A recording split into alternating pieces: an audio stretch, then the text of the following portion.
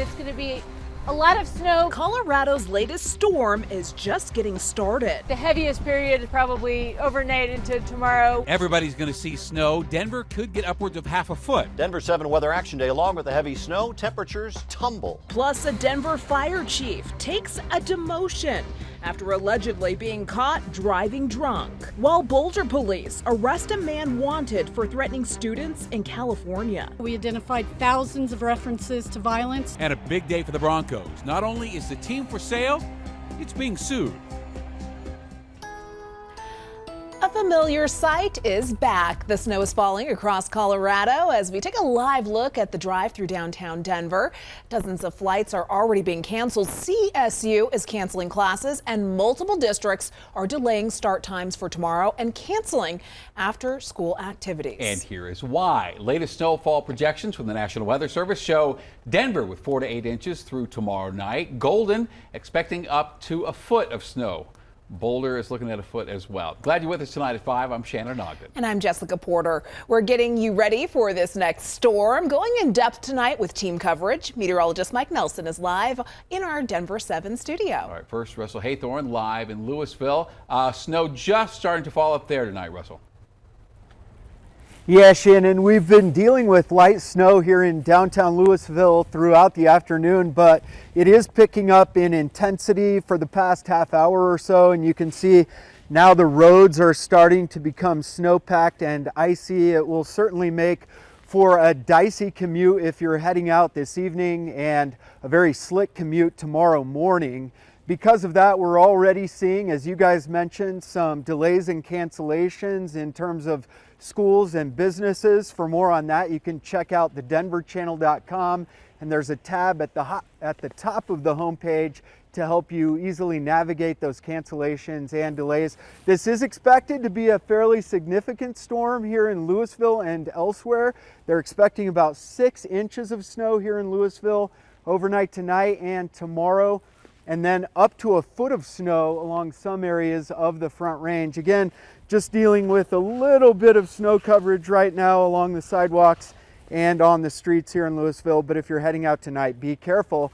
And for more on what this storm is going to produce, Mike Nelson standing by, Chief Meteorologist Mike Nelson standing by live in the Weather Center. Thanks, Mike. Russell. Let's go up to Boulder, just a little bit off to the west of where you are in Northwest, and this is on the Pearl Street Mall. You can see that the snow is also just kind of beginning to really accumulate. It's greasy on the roads and sidewalks right now. Be really careful with. Time lapse today from City Park. Had some blue sky earlier, and then the cold and the snow really has been filtering in as this storm system begins to take hold. This is what the radar has looked like over the last couple of hours. Notice right at the end of this loop, that little heavier band down here. We're getting some northeasterly winds now. They're kind of like in that summertime. We get those upslope conditions pushing that moisture up against the mountains and the foothills. That may increase some of the snowfall totals expected over the Denver area from this storm. So we have areas under winter weather advisories flashing there in the blue. Winter storm warnings off to the west, right along the Front Range foothills. Jefferson County, Boulder County, up into Larimer County. These may be expanded as it seems like the snowfall amounts are perhaps getting a little bit heavier in the forecast.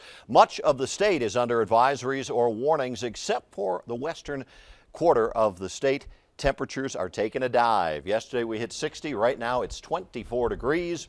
And readings are just in the teens to the north of us. Tomorrow, teens will be as good as we do, and there's sub-zero weather coming up by the time we get to Thursday morning. All the details hour by hour in about 15 minutes. And that is Mike Nelson in the studio with us. Welcome back, Mike. And this storm is not just impacting Colorado. More than 85 million people over 2,000 miles tonight under winter weather alerts from the Rockies to New England. For some parts of the Midwest, this could be the biggest storm in decades. Down to the south, the biggest concern is ice and power outages down there. Now, Denver 7 will stay on top of the storm as it passes through. We'll have the latest on the early morning commute starting tomorrow morning on Denver 7 News at 4:30. Also, you can get the weather conditions in your specific area anytime on the free Denver 7 Plus app. Boulder police say the man responsible for a series of threats against UCLA is the same person who forced several evacuations around CU today. That suspect tonight is in custody. Denver 7's Jacqueline Allen has been digging into this story all day long and joins us live at 5. Jacqueline? Well, I want to show you guys, first of all, that this crime scene tape is all that's left of the crime scene tape that was surrounding the entire University Hill neighborhood that was very shaken by what happened today. We also found an 800-page manifesto, hundreds of YouTube rants, and a failed attempt to... This was a very scary situation, and yes, obviously, especially here in Boulder, we're not taking any chances.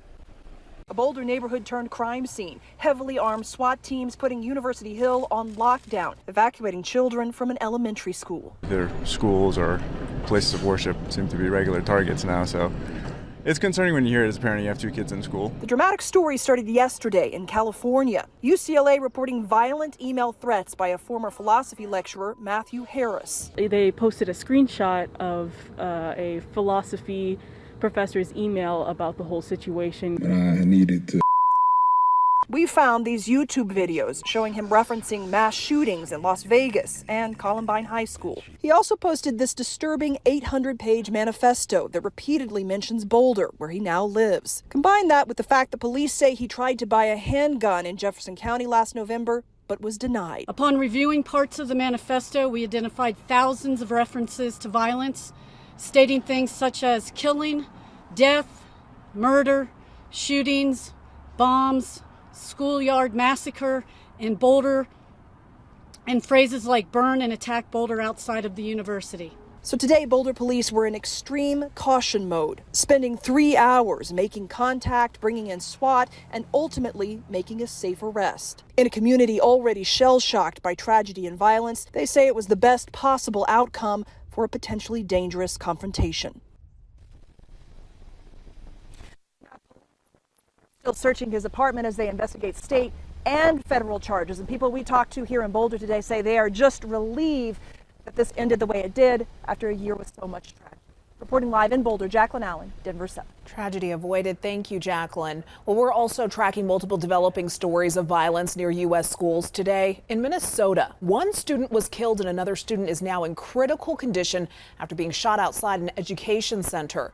The center is located just outside of Minneapolis. Police are still looking for the suspects responsible. In Virginia, police have one person in custody after shooting 2 officers at Bridgewater College. Police haven't released the condition of the officer who was shot. At least 14 historically black colleges and universities had to lock down or postpone classes today due to bomb threats. All of this happening on the first day of Black History Month. No bombs or weapons have been found on HBCU campuses, and no arrests have been made. Well, hundreds of Douglas County teachers are preparing to walk off campus on Thursday. The teachers union says there are several reasons, including several school board members accused of trying to force the superintendent to resign. And the union also disagrees with the decision to revisit the school district's equity policy. In a statement to Denver 7, the district says, quote, a large number of staff have already called out for Thursday. For now, the district will stay open on Thursday and will notify families if schools do have to close. The Denver Fire Department's second in command is stepping down after he was arrested for allegedly driving drunk. Denver 7's Patrick Perez has been working this story all day. Patrick, the deputy chief was driving a department vehicle at the time?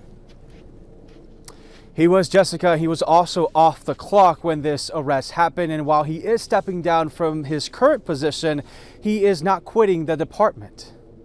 Denver Fire's Deputy Chief Jeremy Vigil is stepping down as second in command after a drunken driving arrest. This just was a life choice that happened to have been the wrong choice. The arrest happened this weekend in Arvada. Denver 7 has learned Vigil refused to take a breathalyzer or a blood test. Denver Fire spokesperson Captain Greg Pixley confirms Vigil was driving a company car at the time and was off the clock. It's not uncommon for firefighters, all the way up to the chief rank, to have take-home vehicles. In a resignation letter to the department Monday, Vigil writes, some actions and decisions I made over the weekend are not in alignment with the visions and values of our organization. At this time, Chief Vigil is taking time off. He has earned time off during his position as deputy chief, And once that is completed, then there will be a decision made of how he will continue. While Vigil has stepped down as deputy chief, he has not quit the department. Instead, he's now an assistant chief as the investigation unfolds. The disciplinary process will be what it is, not only within the city and county of Denver, but also through the state and the Department of Motor Vehicles. Vigil has been with the department for 23 years. Pixley says he has no previous DUI arrests. In a statement, the nominee for executive director of the Denver Department of Public Safety says, "I have been made aware of DFD Deputy Chief Vigil's arrest for a DUI last weekend. I am extremely disappointed in the actions and outcome of this incident, and Deputy Chief Vigil will be subject to the discipline process. The Public Integrity Division has opened an internal investigation into the incident."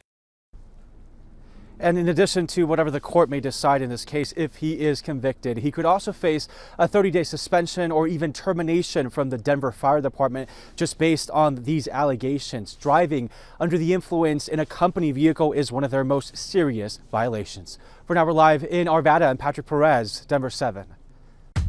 COVID-19 vaccines for kids as young as 6 months old could be available next month. Plus, Colorado releases a new program to keep students out of quarantine and in school. And the Bolin family makes it official.